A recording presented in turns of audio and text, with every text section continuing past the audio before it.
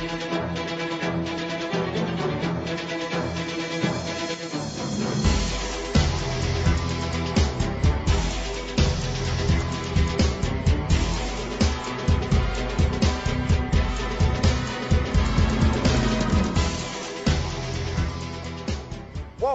to the NFL Show on the Grueling Truth Sports Network. The NFL Show is brought to you by BetNow.eu. Go there, use the promo code Truth100 to get a 100% cash back bonus on your first deposit. I am your co-host for the NFL Show, Mike Goodpaster. Right now, I'd like to welcome in from the FF Face-Off my other co-host, Anthony Cervino. How you doing, Anthony? I'm doing great, Mike. How are you? I figured you were, since the Cowboys were still undefeated. We have a special guest today who writes a weekly quarterback power rankings for the Grueling Truth, and he's one of our NFL beat writers. Help me welcome to the show, Sam Teets. How you doing, Sam? I'm doing good. Good afternoon. How are you? Sam, you're not a Cowboys fan, are you? No. Okay. No, I'm definitely not a Cowboys fan. Oh, I like how he Sorry said to hear that. Anthony. Sorry to hear that. That means, who's your team, Sam? I'm a Steelers fan, actually, so it's going to be a geez. rough year. That's even freaking worse. Yeah. I'm a Bengals fan. Yeah, I know. Oh, really? Oh, yeah, unfortunately, I'm a Bengals fan. So at least you guys are in the cesspool of the NFL with us now. Oh, yeah. It's a dark day when I say I'm envious of the Cincinnati Bengals, but right now. Why would you be envious of the Cincinnati Bengals? Because we have the worst offensive line God's ever created? Yeah, but at least some of your guys are healthy. I mean, you got John Ross out there playing well. Andy Dalton's actually throwing for some yards and doing pretty good in the new system. Yeah, but no linebackers and no offensive line pretty much limits the ceiling on the Bengals to about 4 wins this year, I think. True. So, since you're a Steelers fan, what do you think of the Minka Fitzpatrick trade? You know, it's very interesting. So my initial reaction was like, the timing's very weird. I do like Mike Tomlin making the move because it de-incentivizes the idea of tanking. Because, like, why would you tank now? You're not going to get a high draft pick. So I do like the move, but at the same point, I'm like, this is going to be your highest draft pick in the last 2 decades. And we've been in contention to make the playoffs and maybe go up, make a deep run for the last 5 or 6 years. And we've been looking for a defensive back that can replace, like, the versatility of Troy Polamalu or Ryan Clark or someone like that. We've been looking for this guy for 5 or 6 years, haven't found him.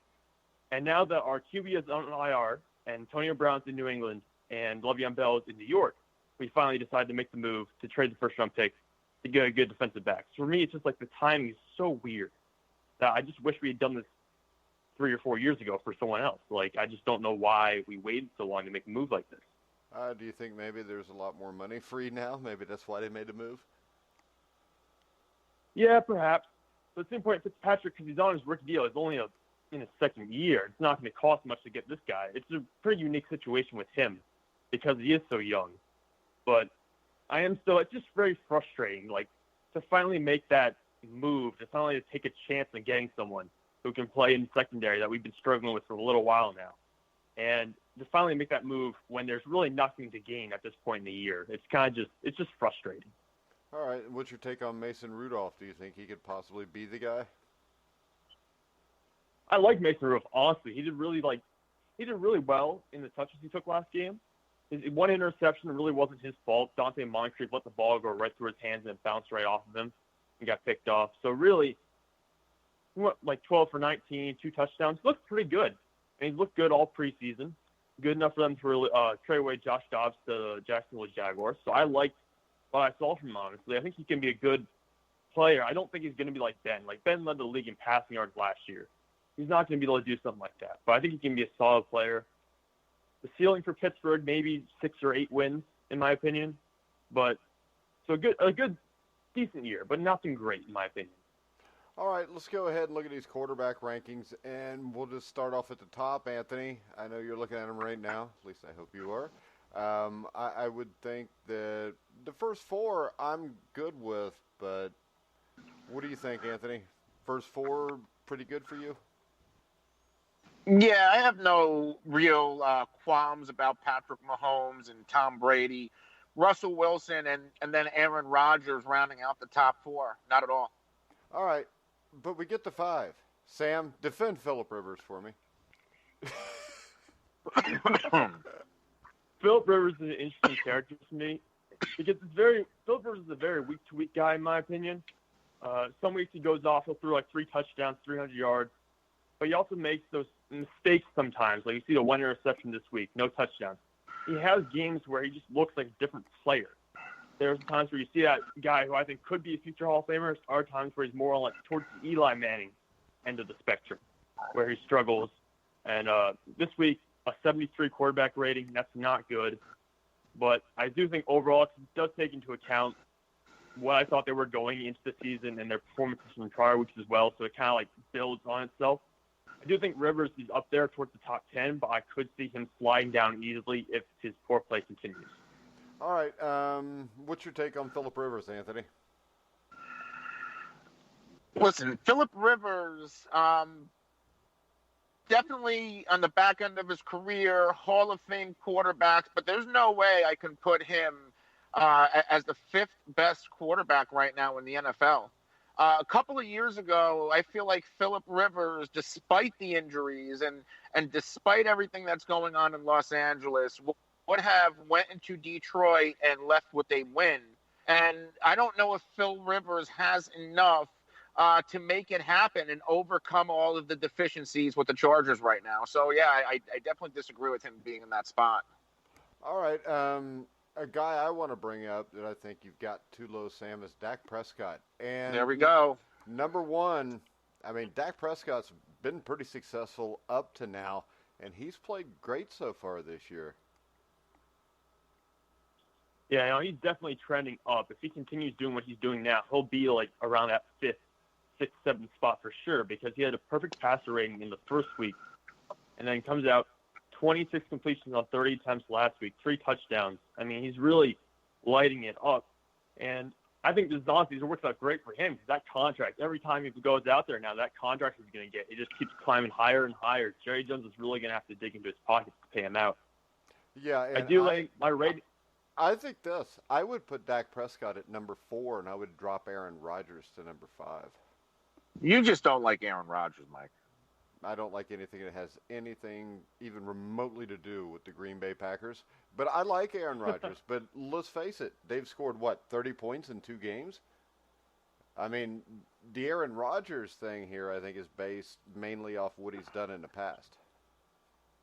Well, yes and no. The Packers are still 2-0. They played 2 of the toughest defenses in the league, and Aaron Rodgers still managed to do just enough to pull out a win. How come that's okay for Russell Wilson, but it's not okay for Aaron Rodgers? So if Aaron Rodgers isn't throwing for 404, he's not Aaron Rodgers? Well, how about this? The Seattle Seahawks, though, are working with a lot less talent around Russell Wilson than what Aaron Rodgers has got. Seattle's defense is not great. It used to be.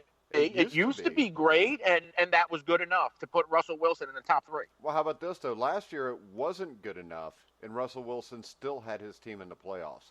And Russell Wilson has played 2 games he could have easily lost. He won them both. He played really well against Pittsburgh this last week. I think he had a passer rating over 130. I don't think we've seen Rodgers put up numbers like that. I think Wilson has less around him, Sam.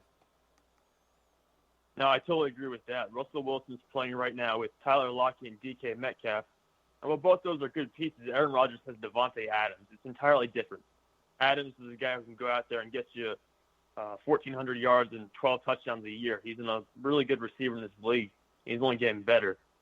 I think Aaron Rodgers also, you got to look at the offensive line. Aaron Rodgers is a first-team All-Pro left tackle.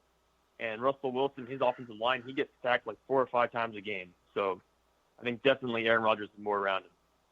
Yeah, so there, Anthony. I like Sam. We need to have Sam on every week. That's fair. All right. How about Carson Wentz? You got Carson Wentz at number 6. I like Carson Wentz. I think he's going to be a good quarterback. I think 6 might be a little bit of a reach right now, though. Yeah, I think Carson Wentz, I have a lot of friends who are Philly fans, and they keep talking to me about it. I'm like, he has a lot of potential when I watch him, but there's just some mistakes that just, for some reason, I don't know why he feels the need to make some throws that he does, but he forces the ball sometimes. I think he has a lot of potential, I just don't like right now. He has potential to get there, but he really needs to work on perfecting his game, on getting rid of just some of the little issues he has. I think he'd really stay around that top 5, top 6 area for a long time. But he does have some issues that worry me. Injuries are another concern for me. He gets beat up a lot. He had to come out of the games. He had to come out of the game last week for a little while, and they had to put Josh McCown in because he got hurt. Well, so I'm worried about Carson Wentz. How about this? Go ahead. We look at this, and I think you got quarterbacks dropping left and right over the first 2 weeks of the season. And Anthony, I think who your backup is could be a big deal on who goes how far this year.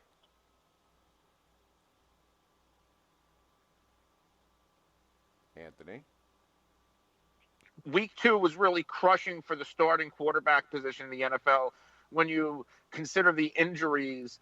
And backups, Teddy Bridgewater didn't exactly look the part that everybody believed, or most people. I'm not a Teddy Bridgewater guy, but a lot of people believe that if anything happened with Drew Brees, it would be Teddy Bridgewater stepping in and leading the Saints somewhere. I don't think the Saints have a ton around Teddy Bridgewater, sans Alvin Kamara and Michael Thomas. I don't like their depth.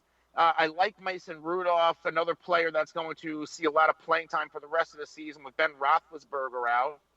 I think, I kind of agree with what Sam said, 7 to 8 wins for the Steelers. But, yeah, the backup quarterback in today's NFL plays a tremendous role. All right, we got Matt Ryan at number 7. Sam, you want to talk about Matt Ryan a little bit? Because with all these injuries that have occurred, I almost think the AFC South right now or the NFC South is Atlanta, I think, is the favorite right now. Yeah, Atlanta's definitely the biggest benefactor from Drew Brees getting injured. Because you look at Carolina, Cam Newton's around in the walking boot today, so he's not going to be playing at least at his level of play for a couple of weeks. Then Drew Brees out 6 weeks. Teddy Bridgewater did not look good at all during that game. I'm not a big Bridgewater fan myself, honestly. The Buccaneers, you just kind of write the Buccaneers off every year, and that they really deserve that. There's no reason to believe in Jameis Winston right now. Yeah, but I'll tell you what, though, with the injuries, I think that Bucs defensive front, I mean, if Jameis Winston could just be average, they would have a shot here. I agree, Mike. No, go ahead, Sam. No, and they do have pieces, too, like Chris Godwin and Mike Evans, O.J. Howard. They have offensive pieces to work with Jameis Winston. He just has to be more accurate, and he has to throw less interceptions. Yeah, and he was against Carolina. If he can continue that, as crazy as this seems, I think the division's between Atlanta and Tampa Bay, because I don't see the Saints surviving 6 weeks of Teddy Bridgewater and Taysom Hill. But. No, the key for the Tampa Bay Buccaneers to remain in the mix, and right now it looks to be a winnable NFC South, is kind of go out there with the same game plan that they did. And I said this on the recap show when we were recapping the Thursday night game. Don't let Jameis Winston throw the ball more than 25, 29 times. Commit to one running back. Peyton Barber had about 23 carries, 78 yards, and scored. And I think if they can keep playing good defense, they'll get Jason Pierre-Paul back eventually, I believe. And the Tampa Bay Buccaneers will be in the mix, in the second half of the season. And that's something we haven't been able to say in a long time. All right, we got Sam, you've got Deshaun Watson at number 8. He was pretty ineffective against Jacksonville. But the thing I like about Watson is, number one, I don't think there's a tougher quarterback in the NFL, and he doesn't turn the ball over a lot. I think the Texans have a shot to win the division. You want to talk a little bit about Deshaun Watson? Yep. So Deshaun Watson went to Clemson University. I'm going to Clemson University right now, so I am a little biased towards Deshaun, but he took 58 sacks last year. And he's leading the league in sacks taken right now with 10. So he gets hit all the time. But he's been relatively healthy over the past year and a half. He's managed to get up every time. And he's not working with the best offense, especially because the offensive line is so deficient. The running game did well last week, but it has not been where you would like it to be, ideally. I do think he's trending down in the quarterback rankings, mostly because the players below him on my list, like Dak Prescott and Lamar Jackson, have been doing so well. But I do like Deshaun. I just think that some of it needs to come together on the offense, and they can definitely be a lot better and win this division without Andrew Luck. Yeah, and the problem is for him, just like Russell Wilson, what you talked about, Anthony, is the offensive line play is not very good in Houston, just like it's not in Seattle, it's not in Cincinnati. Hell, it's not very good in over half the NFL right now. No, and Laramie Tunsil's actually banged up, which isn't going to help the Texans' cause. Yeah. Lamar Jackson, you've got at number 10. Lamar Jackson, is this more of a wait and see approach with you, Sam, and let's wait until the competition steps up? Maybe if he can do this in Kansas City this weekend, maybe he moves up the list? Yeah, a lot of these quarterbacks who are down lower who are moving up, it's kind of a gradual process for me. So I am working like where I start with Lamar going into the season and where I am now, he's just slowly moved his way up. Like last week I had him at 14. This week he's up to 10. If he has another good game, he'll move up easily higher and probably into like the top 8 along with Dak. I do think that if he keeps playing at this level, he'll be like in that top 7 overall, especially if he carries the ball. He had 16 carries for 120 yards last game. That's really great. He only had like 3 carries the first game. So if he can continue throwing the ball with the way he's been throwing it and also run, I mean, that's irreplaceable almost for an offensive point of view. Yeah, at number 12 or 11, you got Jared Goff. Number 12, you got Andy Dalton. I think Andy Dalton's 10 times better than Jared Goff. What do you think, Anthony? Jared Goff in the first 2 games hasn't really impressed me, and I feel like Jared Goff really hasn't impressed me since last November. But the Rams are still winning games. Goff nearly threw for 300 yards, had 2 touchdowns combined last week, had that 1 fumble lost. Andy Dalton, on the other hand, has been lighting it up in the first 2 games, and he's been doing it without his top receiving threat, A.J. Green, who is now out of his walking boot. Joe Mixon's a little bit banged up. The offensive line is terrible in Cincinnati, but Andy Dalton is utilizing John Ross, a former top 10 pick, who probably fell out of favor quickly with Marvin Lewis. People forgot about him. John Ross looks like that top 10 pick. You also have Tyler Boyd. Tyler Eifert even scored a touchdown last week. I like Andy Dalton a lot, and I think I would put him ahead of Jared Goff if it wasn't for the 0-2 start. I would put him ahead of Deshaun Watson also, and Lamar Jackson, because I haven't seen enough yet. He hadn't beaten anybody yet, I don't think. What's your take on Dalton and Goff, Sam? Yeah, I do think Dalton's trending up in terms of what he's done. Like, he really lit it up against Seattle. Now, Seattle's not great secondary, but his connection with John Ross has been very significant. Like, John Ross was a guy who was written off mostly for the best part of the last 2 years. Well, how about this, real quick? I do know this because I'm fairly close to what goes on in Cincinnati. Marvin Lewis never wanted to draft John Ross.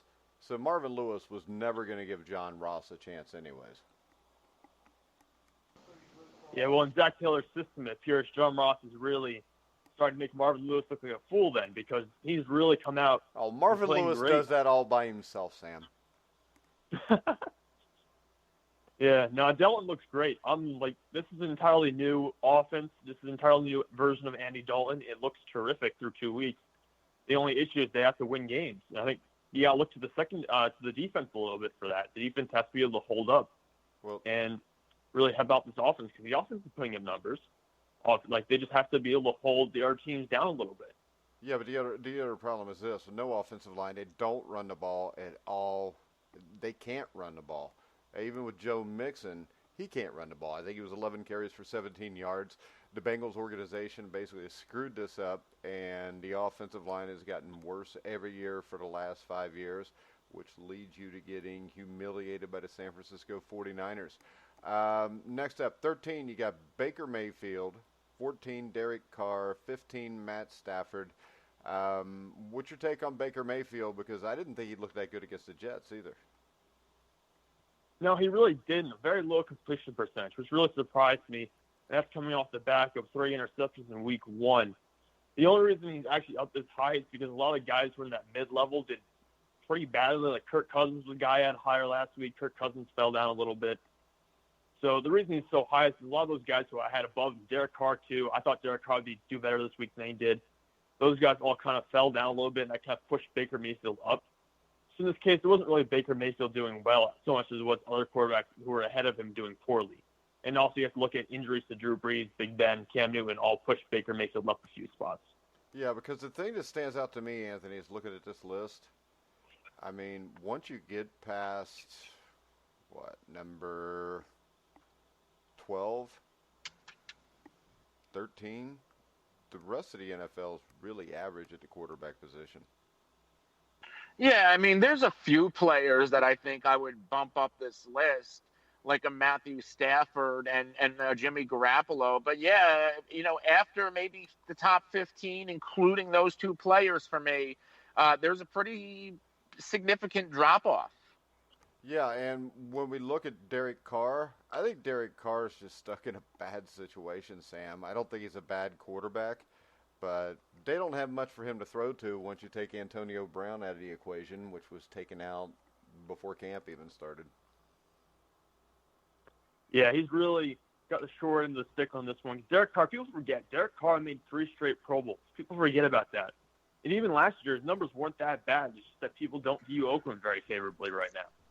And, yeah, of course, if you remember a few years ago, he was one of the favorites to be the MVP until he got hurt. And I think the Raiders were sitting at, 11-2 at that time. They were supposed to go to the Super Bowl. Remember that? People were like, the Raiders is like the Super Bowl pick. That was the favorite team to go for. And now they've fallen all the way down to where they are now. It's quite a shame, honestly, because Derek Carr kind of gets just the short end of the stick on this one, because he really is a good quarterback in my opinion, but he's not really getting an opportunity here. I mean, his best guy to throw to last year was Jared Cook, and now Jared Cook's in New Orleans. Without Antonio Brown, Derek Carr really doesn't have anyone. I kind of like the way Derek Carr is playing right now. And, week 1, he won a tough game against the Broncos. Week 2, I mean, you have the Chiefs, and that's like running into an offensive buzzsaw. But, I'll take Tyrell Williams and Darren Waller. I mean, Darren Waller looks like a rising star at tight end. A tremendous athlete, has a chip on his shoulder as he's a recovering drug addict. I mean, you have that player with that type of a motor, especially if you watch Hard Knocks. He's going to be a guy that's really tough to stop. And then, Tyrell Williams, a couple of years ago when Keenan Allen was out, he was a number 1 wide receiver for Phillip Rivers with the then San Diego Chargers. So I think Derek Carr and the Raiders might be a little bit better than people think. It's just hard when you're playing against the Chiefs in week 2 and Pat Mahomes does what he does. I don't think they're better than what we think. I just think Derek Carr is pretty good. I'm not a big John Gruden fan. Next up, I'm not a big Derek Carr guy, but I have to give the guy credit right now for what he's working with and what he's doing with it. I like Derek Carr. He's just stuck in a bad situation. I think losing Antonio Brown was the best thing that happened to that team. All right, next up, Kyler Murray, who's a guy I liked when he was drafted. I was kind of like a 70-30 on him, which is more than I usually am with rookie quarterbacks. I think he's played really well, but I think the issue we have here, Sam and Anthony, you both chime in here, is the fact that I think Kyler Murray is going to play well enough to keep the Cardinals in the majority of their games. I just don't think there's enough around him for him to be able to win too many of them. Yeah, I think you have to look for the defensive side of the ball a little bit. But Patrick Peterson suspended. They really don't have anyone on that side of the ball who can anchor that unit down. There's really no one on the defense to help them out. David Johnson in the run game have not been the same as he was before that wrist injury he had a couple of years ago. He does have receivers, though. We'll say Kyle Murray has receivers, and Christian Kirk and then Larry Fitzgerald, both who had 100-yard games last week. So he does have receiving options. He's got other rookies with him at the receiver position who can grow with. But defensively, I just don't see them being able to stop anyone. So, yeah, I think he's going to get outgunned in a lot of these games. Well, I think the other problem here, Anthony, is we talked about this with Andy Dalton a little bit, but there's no run game there, even though you've got David Johnson, because the offensive line is atrocious run blocking. Yeah, they're having a hard time getting David Johnson going. And until David Johnson can get going, I don't know if this offense is really going to reach its ceiling. Because I think David Johnson, especially as a receiver, needs to be a big part of it for it to really click. But I like the way Kyler Murray's been playing in the final quarter of the game. It usually takes him 3 quarters to, realize he has to step it up. And then the fourth quarter, he looks pretty good. But he did go toe-to-toe with Lamar Jackson. People thought Baltimore would blow that game open, and it never happened. For him to throw for as many yards as he did against the Baltimore Ravens defense, I mean, I'll have to give him the credit there. All right, Nobody expected for him to do that. Let's go to Jacoby Brissett, Anthony, and, they lose Andrew Luck, and Colts fans are saying we still have a great team, and Jacoby Brissett can do this, and Brissett's played all right. They could easily be 2-0 right now, but usually when you could easily be 2-0 right now, you could also be easily 0-2, and with the Colts and Jacoby Brissett, I think Brissett is a solid quarterback, but that's it. I mean, this team may have a chance to win 8 or 9 games in the division they're in the AFC South. But the difference between Luck and Brissett is the difference between struggling to make the playoffs and possibly being a Super Bowl team. I like Brissett. I liked him coming into the year. I think he's a game manager. And, that's really all you need with the talent that's on the Colts is somebody not to lose the game and who can possibly lead you on a game-winning drive if need be. And 8 or 9 games might be all it takes to win the AFC South. Because look at the teams. Jacksonville, Tennessee proved that they are just as inconsistent in 2019 as they were in 2018. Is an 8 to 9 win team. I mean, and the Texans, you really trust their offensive line to keep Deshaun Watson upright all year. So that really 8 or 9 wins gets you into the playoffs in the AFC South. Well, that's what I said. 8 or 9 wins could get them to the playoffs. But with Andrew Luck, they're probably sitting at 11 or 12 wins, and they've got a shot to do something. All right, Kirk Cousins at number 18, Sam. Come on. He needs to be somewhere around 25 to 30. Yeah, no, he's got to be dropped. I was very confused with his numbers in the first week. So for me, I kind of had him in the mid-range, so I wasn't sure where to put him. He threw 10 passes week 1, and they still won the game somehow. But he just looks very pedestrian. He's the definition of mediocre, in my opinion, at this point. We thought when he came to Minnesota that maybe he could do something, maybe he could evolve in Minnesota's offense. He hasn't done that. Minnesota's underachieved pretty much at every point that he's been with the team. They lost to Green Bay this past week and gave Green Bay basically the keys to the division. So I am pretty through with Kirk Cousins. If he continues to perform poorly, he can easily fall off majorly and drop down to the low 20s. Yeah, and the sad thing here, Anthony, is I think the Vikings may have the best team in that division, but there's a big difference between Aaron Rodgers and Kirk Cousins. Yeah, and we saw why Kirk Cousins is like a perennial choke job, and it happened again in the game that he could have won last week. Yeah, and we've got Marcus Mariota, who was 19 for 28, 154 yards, 1 touchdown, 5 carries, 32 yards. To me, Sam, Marcus Mariota's just a guy. I mean, he's an average quarterback that can make some plays here or there, but he's just average.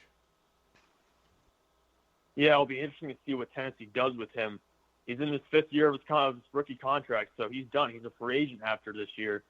It'll be interesting to see where that team goes with him because, to me, you can't win with Marcus Mariota. Maybe you'll get a wild card seed every 3 years, and that's about it. You can't really do much more with him. I would go with Ryan Tannehill. Really? That's interesting. Well, all I know is if you look at Ryan Tannehill's stats when he's healthy, he even got the Miami Dolphins to the freaking playoffs, Anthony. I like Ryan Tannehill, but Mariota isn't playing bad. He's not playing bad right now. Better than Marcus Mariota. He's not playing. Mariota's not playing bad right now. I think. And as long as he can stay healthy, I think he'll start getting better. I think he'll improve. Yeah. Well, you got to score points to play well. Cam Newton at number 20. I think he should be around number 40 after what I saw last Thursday night, Sam. Yeah, he's just dropping off. I didn't want to drop him all the way down, but of course, if he doesn't play at all next week, he'll be off the list on the injured section. Or if he plays and has another bad game, he'll continue to fall. I just don't want to drop him all the way off in 1 week. But he completed less than 50% of his passes. He did with 333 yards, but he threw the ball 51 times. So the number of yards per pass attempt, that's horrendous. And he only had the 1 fumble, could not run the ball at all, had no explosiveness whatsoever. That's the game Carolina probably should have won, but because of Cam Newton, they ended up losing. All right. I know, Anthony, you're not a big Cam Newton fan anyways. What's your take on Cam? I don't think. I think 20's too high. Injury, no injury. He hasn't played well. I mean, in the first 2 weeks of the year. He didn't play well last year either. Well, he did play well until he had the shoulder injury. Well, Cam was actually performing pretty well and had the Panthers, at 1 or 2 losses through the first half. Was that last year? I thought that was the year before. Never mind. They all kind of run together. I'm still in 1982. Jimmy Garoppolo, 17 for 25, 297, 3 touchdowns, and an interception. I think it's absolutely nuts of you, Sam, to put him below Cam Newton. I actually like Garoppolo, and I think the more Garoppolo plays this year, the better he's going to get. And I think the 49ers are a Super Bowl contender. Really? That's an interesting take. Pump the brakes on Super Bowl, but wait a second. You're a Dallas Cowboys fan. You guys win a preseason game, and you're talking about the Super Bowl. I told you yesterday, they're not going to lose a game this decade. Oh. I think they already lost games this decade. With Garoppolo, this list will get more accurate as we see more of him, but through the first week, he's coming off that injury last year. I just need to see a little more of him, and we'll get more accurate. He'll move up. We'll find the right spot for him. I just need to see a little more. Week 1 wasn't very convincing, so he started off kind of low on the list. Started moving up, though, getting in the right spot. Yeah, and when you look at the 49ers, though, where's the weakness? As long as they stay healthy, the offensive line's good. They've got 3 solid running backs. Only one's healthy right now. I think wide receiver, they can make explosive plays now, which they couldn't before. And defensively, their front 7, I think, is as good as anybody. Quan Alexander, I really like him. He's a really mean dude when he plays. Let's go Josh Allen. He's 2-0 right now, which I think should put him above Cam Newton just by being 2-0. But I think with the Buffalo defense, Anthony, if Josh Allen could just not turn the ball over, he might be able to slip the Bills into the playoffs this year. Yeah, I think the Bills are going to be quietly in the mix all season. I think, obviously New England will probably win that division, but I could see Buffalo sneaking in as a wild card team. I mean, they're 2-0 in 2 road games. Yeah, and they get to play Cincinnati next, which will make them 3-0, Sam. Yeah, Josh Allen's a very, very raw prospect. Still in my mind, he's got a lot to kind of iron out, but there's the potential there is incredible with his arm strength, his ability to run the ball, his size. I like what he has. I just need to see a little bit more refinement from him. Try working that completion percentage a little bit. And definitely watch those turnovers because he can have those games where he'll throw 2 touchdowns but also throw 2 interceptions. Yeah. The next one's Case Keenum, which I think is interesting. He is 0-2 so far, but I think Case Keenum's played really well so far, Sam. Yeah, it's been surprising. If he just played this way last year with Denver, he'd probably still be in Denver right now. If he actually kept this performance up, he would have been fine. He looks a lot more like his Minnesota self right now. He's not turning the ball over. He's been fairly good with his completions. He's been scoring touchdowns. It's just the fact that he's on Washington. And Washington is, it's Washington. There's not much to say about them. He just can't move that team. Well, I can't plus, blame they him for that started off playing the Eagles and Cowboys, which are 2 of the best teams in the NFC. Yeah, it was not forgiving opening start to the schedule, really. And they were in that Eagles game for the first half, and something just fell apart in the second half. The Eagles came out firing on a whole different level. Well, how about this? If they would have played Miami and Arizona, they'd probably be 2-0, and Case Keenum would be in your top 12 right now. Anthony, I know you're a huge Case Keenum fan, and you love the Washington Redskins, right? I actually do like Case Keenum a lot, and he has played well through the first 2 games. Yeah, and I think last year, he's at least an average. He's one of those game managers. Yeah, I think in Denver last year, I don't think he had a whole lot to work with. I think they had coaching issues, offensive line issues. I feel like Case Keenum in Washington has happened a bunch of times. Yeah, and Case Keenum, you put him in Minnesota and you put talent around him, and he's in the NFC Championship game. So I think he's definitely a solid quarterback. Eli Manning is ranked 25th this week. He won't be next week, will he, Sam? Oh, no, he's going to be gone next week. We're going to have Daniel Jones out here, which is going to be an interesting thing to watch. I do kind of worry about throwing Daniel Jones in right away. I mean, the only stat I remember from his first appearance, which he did have a few snaps against Dallas week 1, is that he fumbled the ball. Daniel Jones is not a quarterback I would have taken at that spot for the Giants in the draft. So it's going to be very interesting. it's going to be a lot of criticism, and it's kind of just like throwing him to the wolves at this point because this Giants team, they have Saquon Barkley. The offensive line's not great. The receiving options aren't great. The defense isn't great. So Daniel Jones is going to have to really work his way up from nothing at this point. I actually think the offensive line is much better than what it has been, Anthony. Yeah, I like the Giants' offensive line. I think, Saquon Barkley is going to have to touch the ball 20 to 25 times a game just to protect Daniel Jones a little bit. Once he gets Golden Tate and his receivers, Sterling Shepard back, I don't think the Giants are going to be as bad as they were with Eli Manning. I think Daniel Jones realistically should have started the year as a starting quarterback. But, I support the move. I don't agree with the timing, but I support the move. This way, instead of Daniel Jones going into 2020 week one with his first NFL start, he is now going in, maybe 12 games of NFL starting experience. And now you're competing for something, or at least going to attempt to compete in the NFC East. All right, next up we got my favorite, Chicago Bears quarterback Mitchell Trubisky at number 27. I mean, I could see putting him ahead of Teddy Bridgewater, but that's about it, Sam. Yeah, Mitchell Trubisky is a guy who I don't really know what Chicago expected of him. He's just a guy, in my opinion, a below-average guy at this point, honestly. He doesn't have explosive plays. He makes bad reads, bad throws, not great completion percentage. He's just a guy. I don't know what they expect from him. And frankly, I think the Bears are a better team than their record will reflect, and you can point to Trubisky for a lot of those issues. Yeah, I would take Gardner Minshew over him right now. I really would. I like Gardner Minshew. I think he's decent. The other one is Luke Falk. What's your take on Luke Falk? Because I think Luke Falk, if they had everything on their defense there and an offensive line that didn't suck really bad, I don't think Luke Falk's that bad. I think he's better than 5 or 6 guys that are on this list. Yeah, no, I agree. Luke Falk completed 8% of his passes in the game against Cleveland. He did really well. And I think moving forward, it'll be interesting to see what the Jets do with him. Because if they start winning games with Luke Falk, when you move Sam Darnold back in and you start losing again, what do you tell the fans? What do you say then? Your high-powered first-round pick can't beat out the guy who was on your practice squad a little while ago. So it'll be interesting to see what Luke Falk can do moving forward. The only reason he's as low as he is, though, is because it was his first game. Well, and Luke Falk, the reason he didn't get much respect coming out of college was he was one of those air raid quarterbacks for Mike Leach, to Hal Mummies. Those guys have struggled in the past. Every quarterback from Texas Tech struggled over the last 20 years.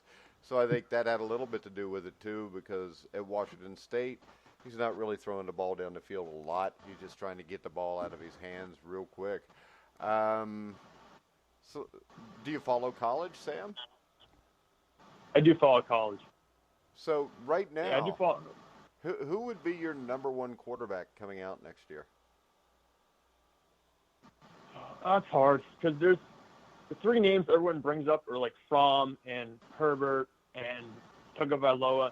I'm not sold on Tagovailoa, honestly, though, because what we've seen from Alabama actually as a whole, especially this past weekend, was it South Carolina? They wouldn't really look that good.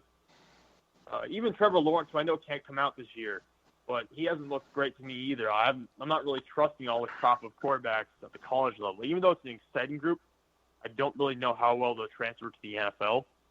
So I am kind of worried for those teams like maybe Pittsburgh, who maybe might look for a quarterback in a couple of years. I am kind of worried about what you can get from those guys.